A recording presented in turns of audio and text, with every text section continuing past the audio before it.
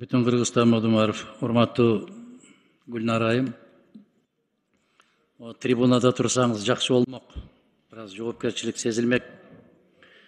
Илгери Апаз Жумагуловичтер 8 сааттап турат эле ушул трибунада суроо жооп болгондо. Сиз боюнча маселе жок. Мен сизге суроом. Бүгүн Кыргызстандын элинин ушул дарыгерлерге барганда ушунчалык бир курут кылып атканы анализ тапшыр дегени. 3 күн баштагы тапшырган анализи туура келбейт дагы, муну башка жерге барып тапшыр дейт. Болгондо да кайда барып тапшырышын айтып берет. Мына ошону бизнес кылып алдыңар да, ушуга кандай карайсыз? Урматтуу Адахан Кимсанбаевич, өтө туура маселени айттыңыз. Бул маселе дагы мен ошо биринчи келген күндөн эле айттым. Бул деле эч кимге жашыруун эмес, бардыгыбыз эле билебиз. Ошол клиникаларга барып тапшырганда дарыгерлер менен ошол лабораториядагылардын ортосунда бонус системасы бар. Муну ачык эле айтышыбыз керек. Ушул маселеден өтө оолак болушубуз керек. Андан тышкары жана кымбат баалуу текшерүүлөрдөн өткөндө дагы ушул маселелер бүгүнкү күндө бар. Бул боюнча жумушту алып барабыз. Дарылабай туруп эле ошол анализди тапшыр деп отуруп бир 25 миң 30 миң кагып алат да. Просто какшатып бүттү да ушул анализ тапшыр деген сөз. Экинчи маселеси мына дары мафиясы боюнча. Ушуга кандай карайсыз? Сөзсүз түрдө бир даарыны жазат, болгондо да кайерден алышыңды айтып берет да. Бул дагы ушул баягы анализ тапшыр дегендин эле экинчи түрү. Эми үчүнчү маселеси, биз адамдарды профилактика кылып даарылабай, кызматкана көрсөтүп калдык. Биз профилактиканы ордуна коймоюнча, баягы советтик системаны оорулардан кутула албайбыз. Ушуга гана көңүл бурушуңузду сурайм. Пикириңизди эки ооз менен айтсаңыз болот. Ишиңизге ийгилик каалайм.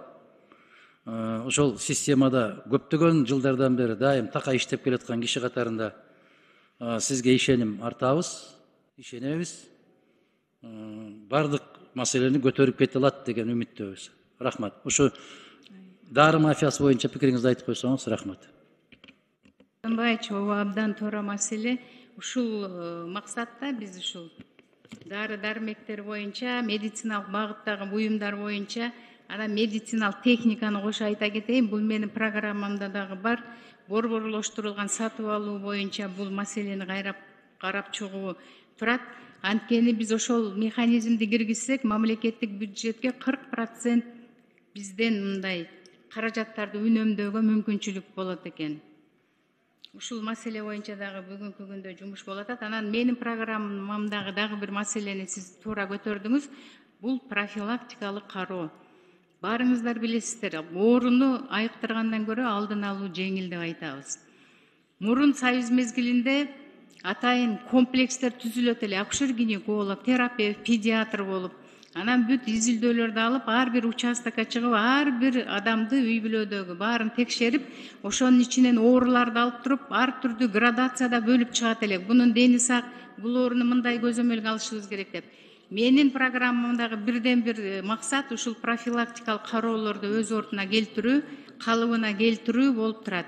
Ошону менен биз мына эрте онкологиялык ооруларды, башка ооруларды өз убагында таап, онкологиялык настороженность болуш керек дарыгерлерде. Биз жок дегенде экинчи баскычында таап калсак, адамдардын өмүрүн сактап калууга биздин аракетибиз болот. Бул маселе менин программамда турат. Рахмат, кийинки сөз